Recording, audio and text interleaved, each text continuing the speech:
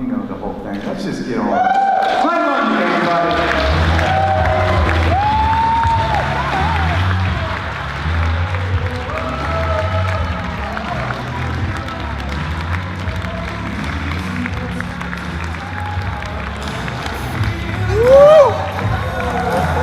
I didn't know I was going to have all this confetti out here.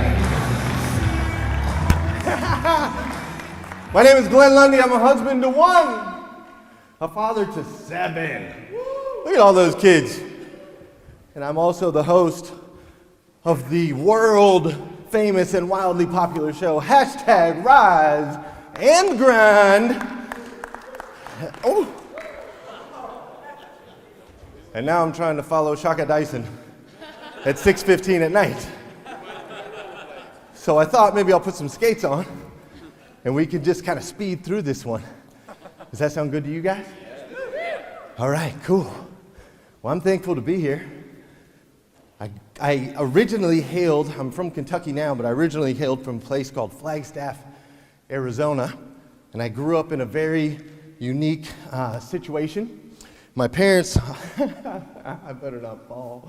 My parents, they got divorced right when I was around 11 years old. And when they were going through that, my dad and mom, they were kind of distant, despondent. So we were there as kids. My mom was trying to do her thing, figure out her life. My dad was trying to figure out his life. And so we spent a lot of time just kind of messing around in the courtyard and the apartment complexes, and we had all our friends there in the neighborhood. Like there was these twins, Adam and what was the other guy's name? Chris, I think. And their dad was like a military guy, and they had these old like smoke grenades in the house.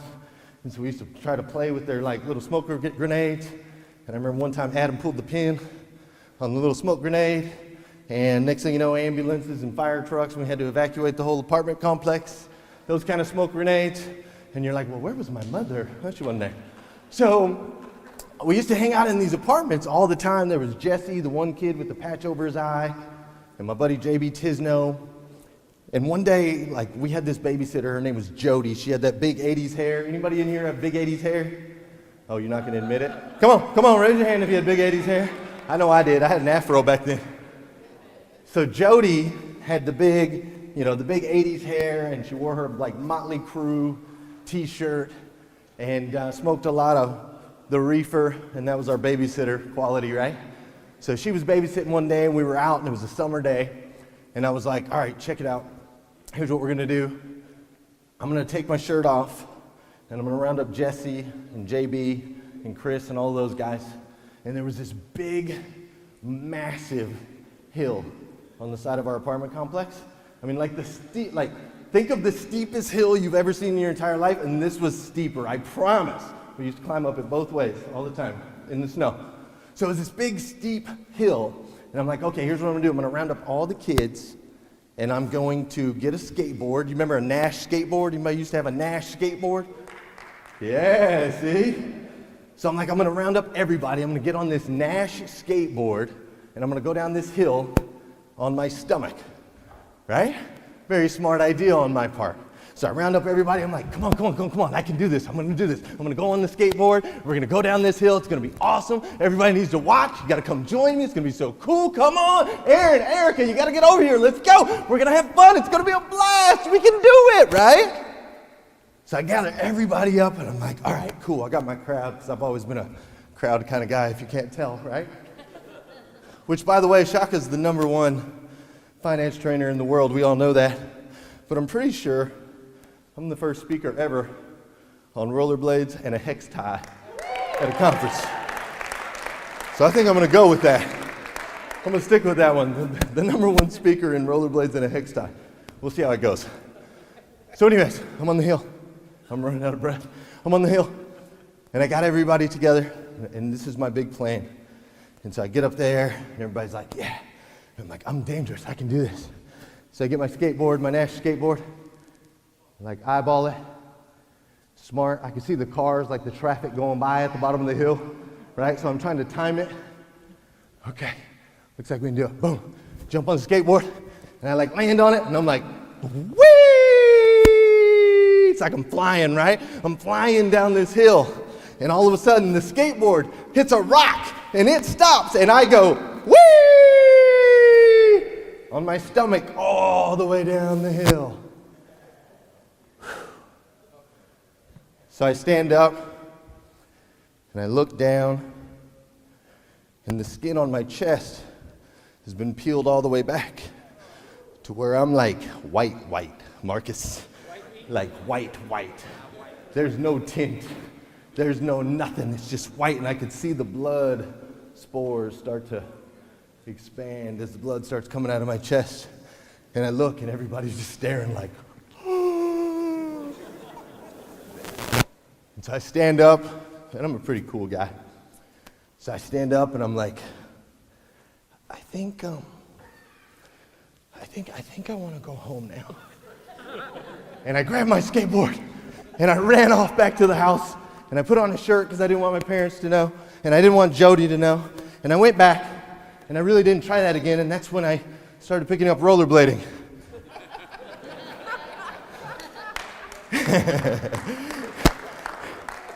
Because that skateboarding thing is a little dangerous. On these, if I fall, I'm going to be okay, and I'm not going to go down any hills. But it's really interesting. When we were kids, it seems like living dangerously was just what we did, right? Jumping off of roofs into snowbanks, skating down hills with traffic going by, whatever it was, playing with grenades. We didn't care as we were kids. But then what seems to happen as we get a little bit older is we start hitting some rocks. We hit the rocks and we fall down and we scrape our chest, and we hit another rock and we fall down and we scrape our chest. And you guys know those rocks, right? Some of the rocks are big rocks, right? They're boulders. We took a chance on somebody. We took a chance on a career. We believed something that somebody told us and they burned us. We made a poor decision that impacted and could have possibly affected the rest of our lives. Anybody in here know Clinton Becker? You guys follow him? He made a mistake a long time ago. For the last 5 years, he's been waiting to go to his sentencing in Las Vegas. He was looking at 17 years in prison.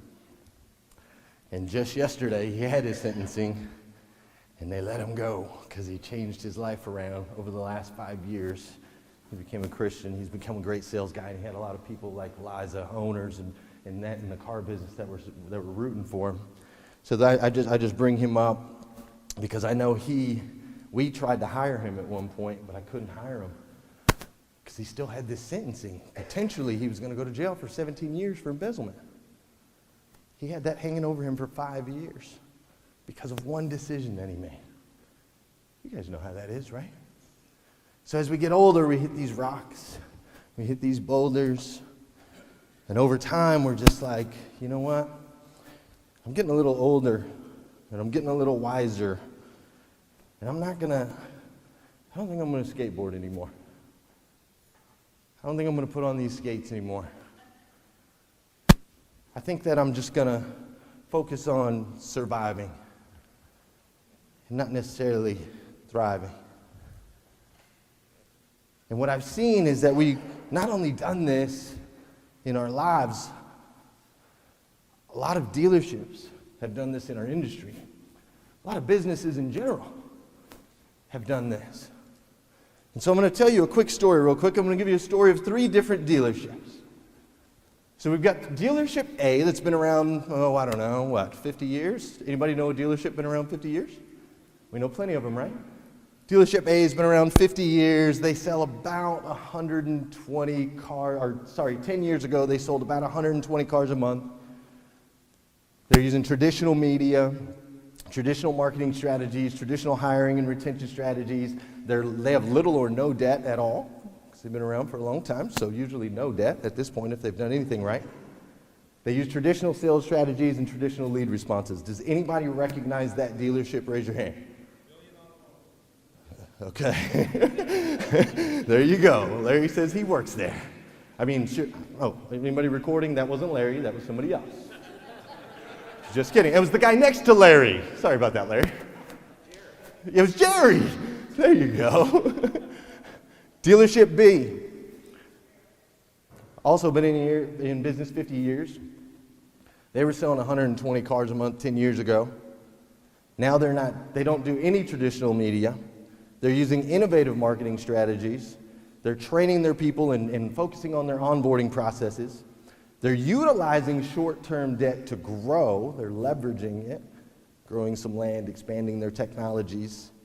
They're using some risky sales strategies, some very risky sales strategies, and they're getting immediate lead responses, like immediate. So that's dealership B. Anybody recognize a dealership B? I know one. Sean works at it. Megan works at it. Dealership C, 5 years in business. 120 cars annually 5 years ago. They're using a blend of traditional marketing, innovative marketing strategies, no salespeople at all. They're overwhelmed in debt. They're using unique sales processes and they're giving immediate modern lead responses. Anybody know what dealership I'm talking about? Say it again. Nope. Carvana. All right. So we got these 3 dealerships. Now today, remember the picture of who they were. Now today, dealership A is still selling 120 cars a month. Okay? 10 years later, they're surviving. Dealership B was selling 120 cars a month, but now they're selling 850 to 900 cars a month. Somewhere right in that area. Dealership C, they're selling 9,000 cars a month. 9,000. Now my question to you is, looking at this screen here, looking at results there, which dealership would you choose? Which one would you bet on? B. I agree with you 100%. I choose B because I look at A and I go, okay, A is doing a great job, a really great job of surviving, right? They're surviving. They're getting by. They're making a little bit of money. But if C continues to do anything, A's dead. Completely 100%. If C wins this game, A's out. Now B, what I see B doing is they're taking a little bit of risk. They're moving and shaking, but ultimately they're doing something that a lot of people miss. So we've got this company here, Amazon. Anybody ever heard of Amazon? Yeah. All right? Remember I got a baby from them, right? The Amazon baby. So we got this company, Amazon, and we talk about Amazon a lot in the automotive industry. We're like, okay, we got to look at the Amazon, we got to look at the model, we got to look at how they're selling. They're putting everything online. They're making it click. You can get it fast. You can drop the package off. We're looking at all these things. We're like, oh my gosh, we got to look at Amazon. How do we translate that to automotive? And I'm here to tell you, we're looking at the wrong things with Amazon. What you need to be looking at with Amazon is what's at the core of Amazon. What makes Amazon really, really work? Actually, it's none of those things. It's that they've created their own economy. 100%. Who has a rise and grind planner? Beautiful. I love that. Who uses it every day? Yes, I love that too. If you don't have a rise and grind planner and you're still here this late in the conference, I appreciate you. You may grab one for free on your way out. Okay? Because they can change your life. So guess how much it cost me to ship a rise and grind planner? Who raised their hand and said they had one? Boom, Larry, how much? $8. That's a little light. Okay? It cost me anywhere from $12 to $13. Woo! I'm glad you had those things. It cost me anywhere from $12 to $13 to ship each one of those planners to every single one of you guys. All right? Guess how much it cost once I moved them over to Amazon? Guess how much it cost Amazon to ship that same planner? 50 cents. 50 cents. When I put it in the U.S. Postal Service to send it to you, it cost me $13. When I put it in the U.S. Postal Service to send it to Amazon, it cost 50 cents. They've created their own economy. You see, they're winning in everything because volume solves everything. Thank you. See, when you have volume, then you can now create your own economy in the dealership. And it doesn't matter what dealership C does. None of that matters anymore. They can go and sell their cars in their vending machines and try to trash talk you. It won't matter because you have your own economy. Here's what I mean by that. You're selling so many cars and all of these people are coming back and they're getting what? Service, right? So we're generating some money in service. We're doing that. What else are they doing? We're creating loyal fans. And what do loyal fans normally do? What did Frank Cornetti say? They'll pay a little bit more, right? Because we've got loyal fans, and they're servicing, and they're coming back, and they're telling everybody about us. And what else can you do? Well, when you create your own economy, guess what you can tell the bank? You're buying this deal right here. I just gave you 20 deals that were 700 scores. You're buying this 560. So you start creating your own economy. You start getting leverage with bank. You can get better rates. You can get better approvals. I'm not sure what they got going. Oh.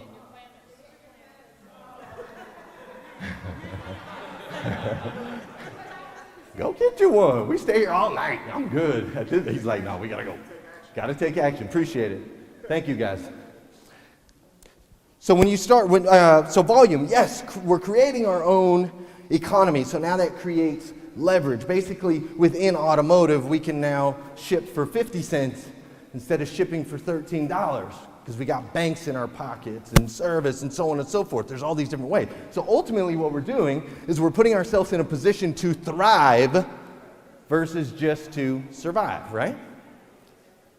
Now, of course, it's a little bit dangerous to do that. We're going to have some bumps and bruises and some scrapes along the way. We're going to make some mistakes, and we're going to almost trip over the confetti, and all of those things are going to happen. But when we continue to take small risks and live a little bit dangerously, just like we used to not be afraid to do, then we can ultimately thrive versus survive. Who wants to thrive? Survive. Thrive? Survive.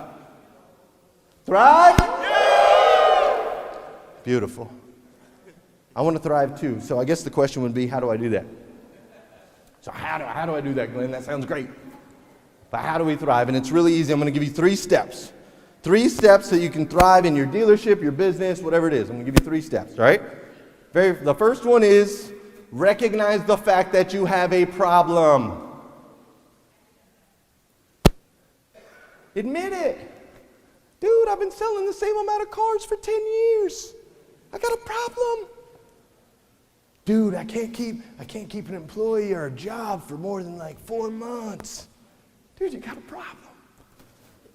It's okay. It's like AA for automobile something, right? We should create that.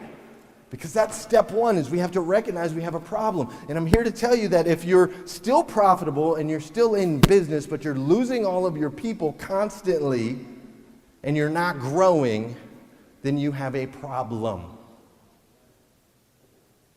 Somebody's going to come eat your lunch.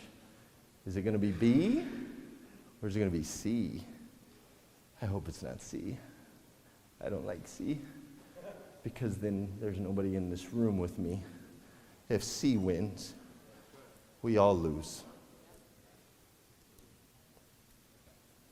So that's first. I need you to recognize that you have a problem. And I know that that sounds a little cliche, but trust me, I've been in many dealerships over the last 6 months.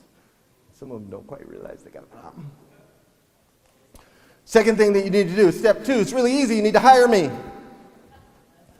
Amen. Hire me. Bring me in. Bring me in, or even better, I don't want to say I'm expensive because I over-deliver every time. But if you ain't got the money to hire me, then maybe for a little bit cheaper, what if you hired everybody that you know is bad to the bone, like my man Shaka Dyson? And my man, and Elise Kephart. Anybody know Elise? And Lisa Copeland. And Chris Martinez too, his picture's not up there. But basically, this is not a pitch. This is an idea and a concept that we've come up with because we want to help dealers grow. Because I know what happens on this level when dealerships grow at this level. And I know that with travel and organizations, right now I go to a dealership, it takes me 3 days for me to visit them for 1 day so that I can see what their problem is and I can help them figure out how to grow. Because who can help grow a store that's been at 120 cars a month for 10 years better than me? Nobody. I did it. 800% in 5 years. That was me. I was that guy. So nobody can do it better than me. But it takes me 3 days to go help one store. It takes Lisa 3 days to go help one store. It takes Elise Kephart 3 days to go help one store. It takes Shaka Dyson 3 days to go help a store. So how many stores can we really help? Lisa, Shaka, Elise, how many, there's what, 17,000 franchise dealerships out there? I want to help all of them. I believe like Liza believes. There's no shortage, man. Everybody can win. So I want to help them all. So we've created something where instead of us having to go in individually and fix different components of the store, we're just going to pull together, like Elise called us the Avengers, right? We're going to pull together like the Avengers and find ways that we can help you guys grow your businesses. Fair enough?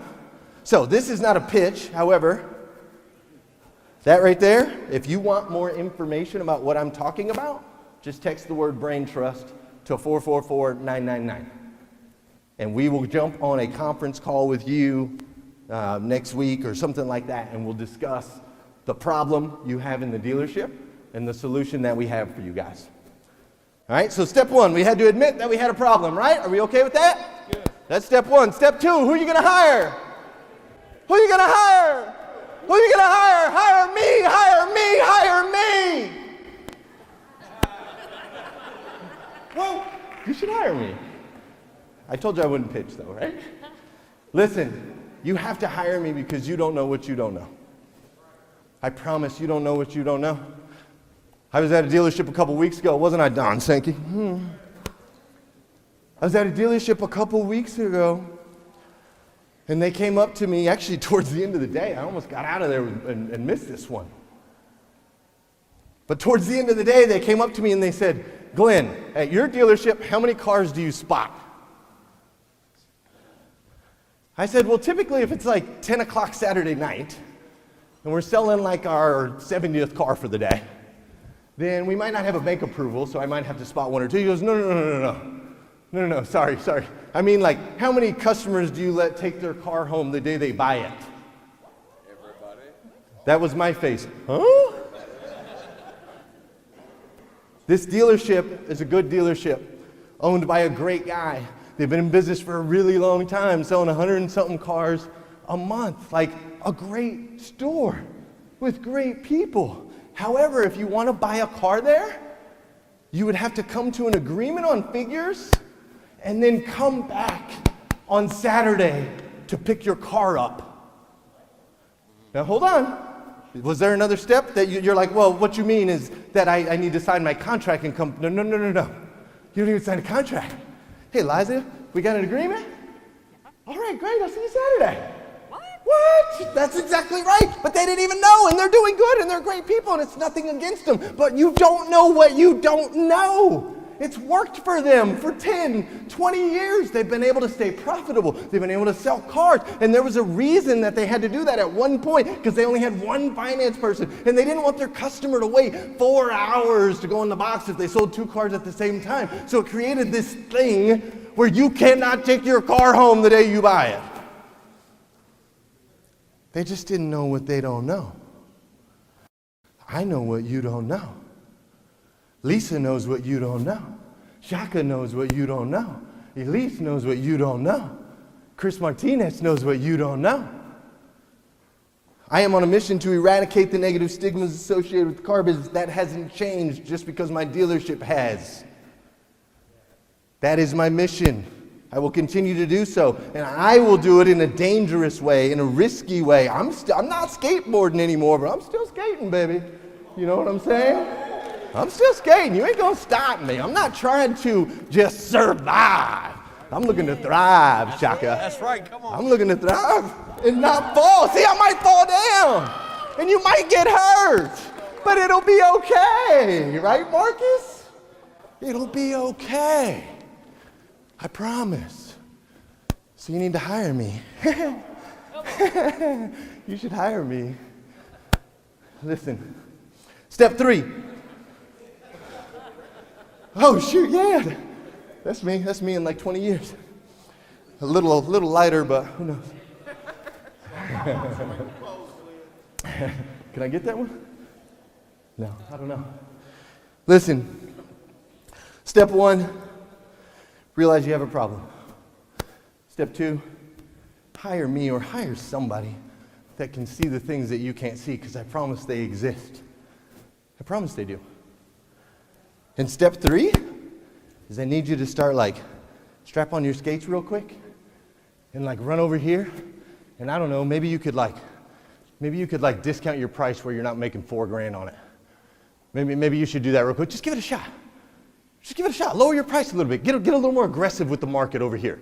Just do that. And then skate over here real quick and be like, hey, you know what? I think we're going to give customers information over the phone. I know, it's a little scary. Didn't mean to freak you guys out. I don't want to give you nightmares right at the end of the conference. But maybe, just maybe you try that. Or maybe you skate over and you see a customer in your service lane and you're like, you know, Natalie, it wasn't our fault. We didn't have anything to do with it. But we're going to pay for it anyway. Nice. Because that's the right thing to do. Thank you. Maybe we'll do that. Sound good? Maybe you should skate over here real quick and you could be like, hey, Steve, welcome to our dealership. We're actually going to train you. Can you believe it? Woo! Training package and everything. It's so cool. We're even going to pay you a salary for a couple weeks. Can you believe it? You'll get paid to not sell a car. I need you to skate around. Skate around the dealership and just take some risks, man. Take some risks. Otherwise, you're going to be stuck surviving and not thriving. And I don't know about you, but I prefer to live a little bit on the dangerous side. I prefer to thrive. I know a guy like Dave Benson. That boy's skating. He's skating. That's why he's up here on the stage let's go. We'll do it again. We'll do it again. We'll do another conference. Yeah, sign up right now. We'll do another conference. Man, Dave likes to live on the edge. Maybe it's smart, maybe it's not sometimes. And maybe we fall down, and maybe he'll scrape his leg, or he'll get a bruise. But guess what? We'll get back up. And you'll get back up. But unless you start growing, either B or C is going to eat your lunch.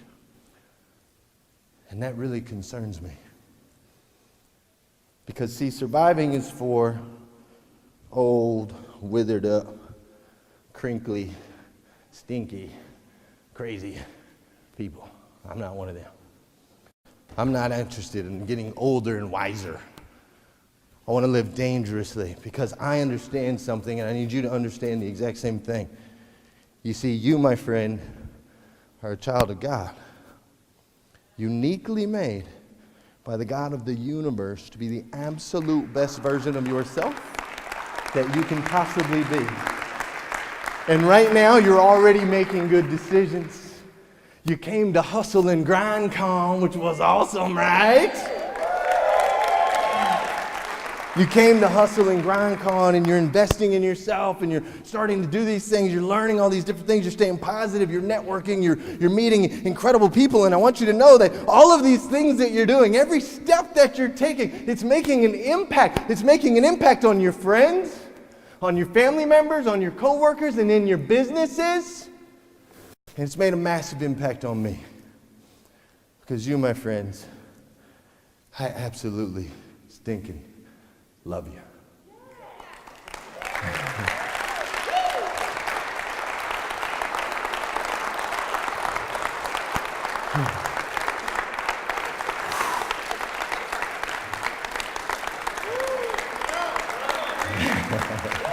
Thank you.